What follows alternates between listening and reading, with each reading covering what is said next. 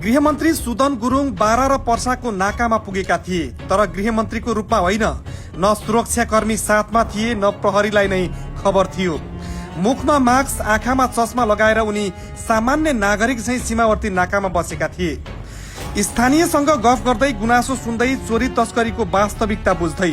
जब त्यहाँ उपस्थितहरूले उनी को हुन् भन्ने थाहा पाए, तबसम्म गृहमन्त्रीले धेरै कुरा थाहा पाइसकेका थिए। मधेसमा पछिल्लो समय तस्करी, चोरी, पैठारी र सीमा नाकामा हुने सेटिङको चर्चा भइरहेका बेला गृहमन्त्री सुदन गुरुङले एउटा अप्रत्याशित कदम चालेका छन्। स्रोतका अनुसार गृहमन्त्री गुरुङ हिजो राति नै गाडी मार्फत बारा आइपुगेका थिए। पथलैयासम्मको यात्रा पूरा गरेपछि उनी सिमराको एक होटलमा बसे। तर यो भ्रमण सार्वजनिक कार्यक्रमका लागि थिएन, न त कुनै औपचारिक निरीक्षणका लागि नै। यो त एउटा गोप्य योजना थियो, एउटा यस्तो योजना जसको जानकारी प्रहरी प्रशासनका अधिकांश अधिकारीलाई समेत थिएन। बिहान उज्यालो नहुँदै गृहमन्त्री गुरुङ आफ्नो टोली सहित निस्किए। उनीसँग बारा जिल्लाका जेन्जी संयोजक सम्राट उपाध्याय पनि साथमै थिए, जो गृहमन्त्रीको निकट मानिन्छन्। तर रोचक कुरा के थियो भने गृहमन्त्रीको वरिपरि सुरक्षाकर्मी थिएनन्, प्रहरीको स्कटिङ थिएन, सरकारी तामझाम थिएन। उनको पहिचान लुकाउने एउटै कुरा थियो, मुखको मास्क र आँखाको चस्मा। त्यसपछि उनी बारा र पर्साका सीमावर्ती नाकामा पुगे। त्यहाँ उनले कुनै अधिकारीसँग होइन, सर्वसाधारणसँग कुराकानी गर्न थाले।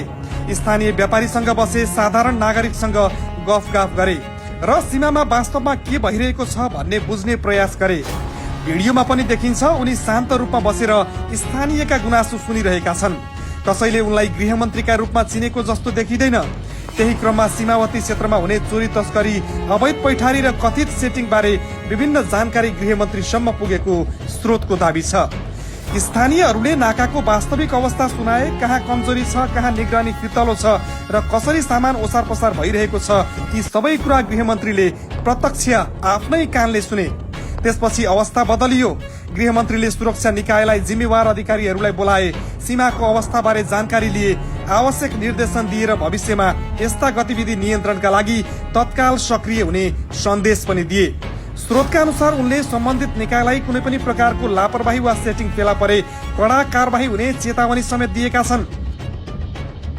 पछिल्ला केही महिना यता गृहमन्त्री सुदन गुरुङ लगातार एक्सनमा देखिएका छन्।